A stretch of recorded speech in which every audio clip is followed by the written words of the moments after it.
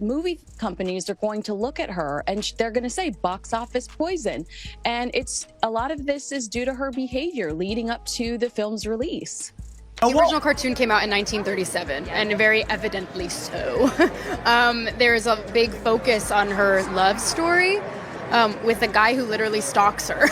Yeah. Weird. And Disney decided to hire the most insufferable girl boss narcissist that exists on Earth, who hates Snow White. Before you see the headlines and memes, you need to understand what really happened today.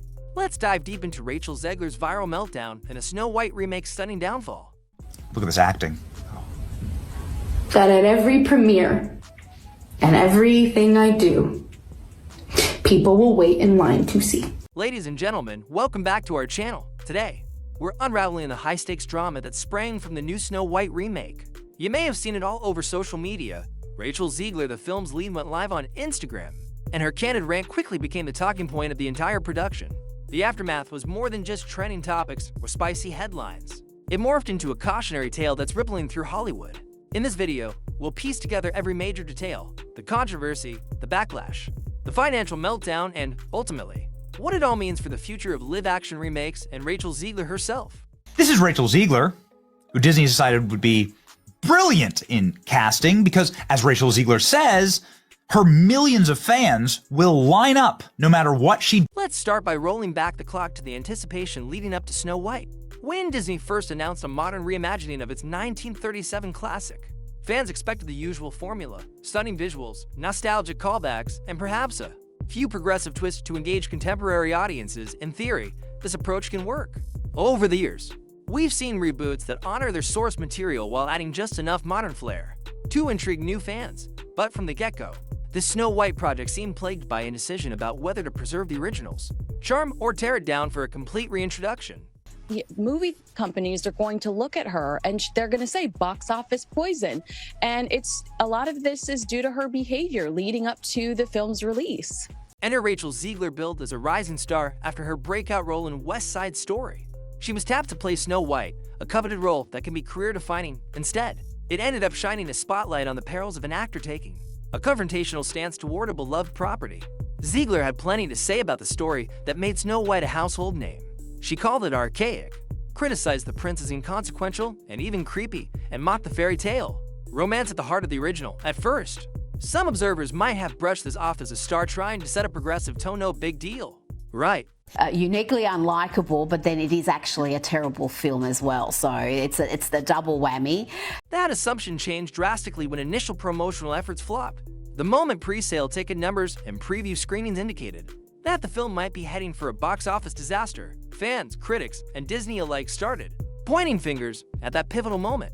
Rachel Zegler launched into an Instagram live session that would soon eclipse all other press. Around the film, the meltdown, as many have called it, became a full-blown social media phenomenon. Snippets circulated across Twitter, TikTok, YouTube, you name it. It was impossible to ignore. Rachel Zegler plays Snow White. I think Gal plays the... I was not a child, so I don't follow. In the live stream, Zegler appeared exasperated, taking direct aim at critics and longtime fans of the original. She chastised them for what she described as outdated mindsets, suggesting that people who still adore the classic fairy tale were unwilling to accept a new vision. This posture, understandably, rubbed a lot of folks the wrong way.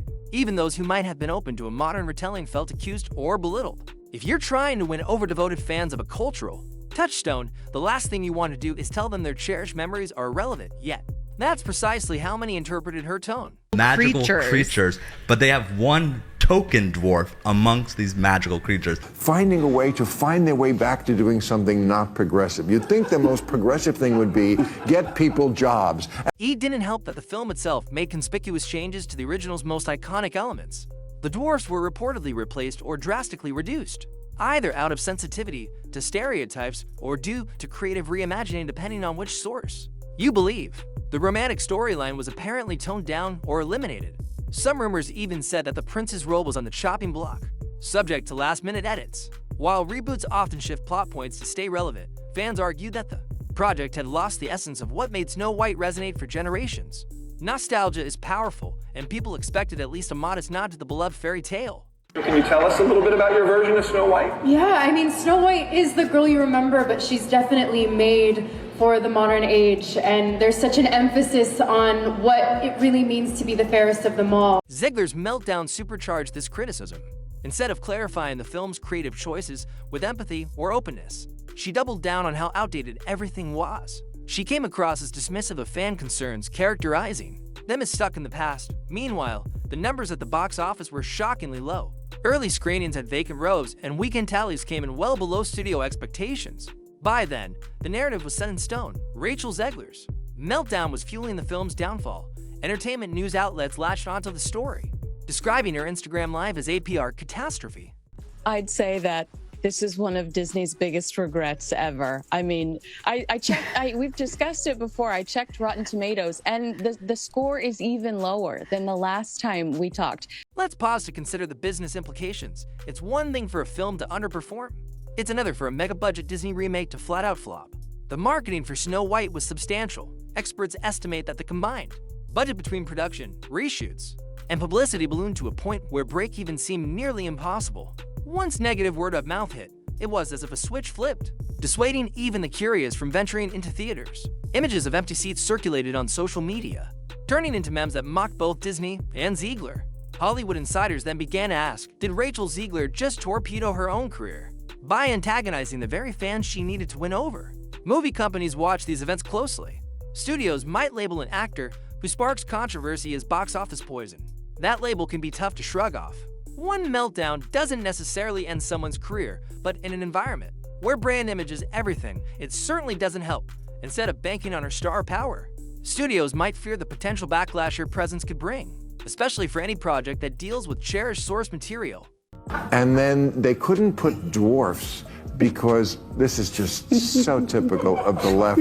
The progressives always finding a way to find their way back to doing something not progressive. Interestingly, some watchers still tried to defend Zegler, arguing that she was simply being authentic about wanting a more progressive story. Yet, authenticity can backfire if it's delivered with an air of condescension.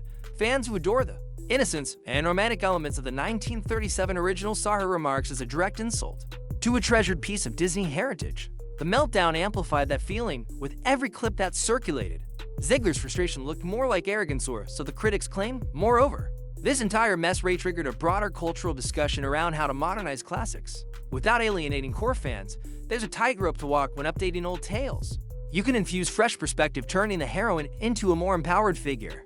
For example, without ridiculing the original story's emotional core.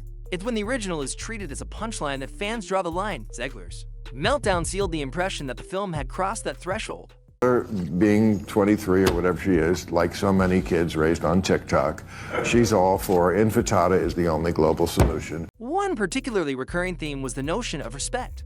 Even individuals who prefer modern spins want to see at least a baseline respect for what made a story legendary in the first place, insulting the 1937 original one that launched. The very tradition of full-length animated features struck many as both tone-deaf and short-sighted. If you disrespect the heritage, you risk losing the very audience whose enthusiasm can make or break your film. That's exactly what happened here. Longtime fans felt rebuffed, and casual moviegoers wondered if the film was even worth their money. As the meltdown took on a life of its own, people began discussing what this meant for Rachel Zegler moving forward. Would she pivot to smaller indie projects to rebuild her reputation? Could she land another blockbuster role? Or had this fiasco saddled her with an unshakable stigma? Hollywood can be forgiving. Stars have come back from a lot worse. But the meltdown certainly left a dent that will follow her, at least in the short term. Future directors, producers, and marketing teams might worry about whether she will publicly lambast the foundational themes of the next project. The controversies surrounding Disney's Snow White remake show that we are still in the thick of the culture wars. Now, let's step back and think about the bigger lesson here for the entire film industry. Disney has been on a remake spree for years with mixed results. Some projects that introduced fresh twists like Maleficent were successes because they seem to enrich the original story rather than tear it down. Others, overshadowed by controversies, have missed the mark. The moral of the Snow White meltdown is that an actor's public persona can overshadow a $100 million production almost overnight. If you're rebooting a beloved classic, you need tactful communication, not a scorched earth approach that antagonizes fans who hold decades of affection. For the source material, studios might also rethink how they handle modern updates. There's nothing wrong with progressive storytelling. In fact, it can breathe new life into old tales. However, it has to be done with sincerity and understanding of what made the original resonate. When changes are accompanied by sneers toward the past, it's less likely to be hailed as progress and more likely to be called sacrilege. Add to that a star who goes on social media attacking critics, and you have a recipe for disaster. I am here with you to cry, to yell, to hug, to wax poetic on how the left continues to fail us in forging a new path forward. This loss should not have been, and it certainly should not have been by so many votes. I echo Ethel Kane's statement more than anything. Looking ahead, we can anticipate more caution in how studios market their reboots. They'll likely set stricter guardrails around how cast members discuss the original material in interviews or online. The meltdown taught them the cost of letting an actor single-handedly redefine the public narrative. In an age where one Instagram Live can overshadow months of carefully orchestrated publicity, everyone involved in a big project may tread more carefully. So, in the end, what did we learn? First, nostalgia is not something to toy with lightly. It holds a cherished place in the hearts of millions, and if you belittle it, you risk your entire production. Second, social media can be a double-edged sword. It offers stars a direct line to fans, but one wrong move, one meltdown can shape the entire story about a film. Finally, we learn that reboots require deft handling. A well-intentioned update can easily become a cautionary tale if it comes off as a rebuke to the property's own legacy. That's the deep dive, folks.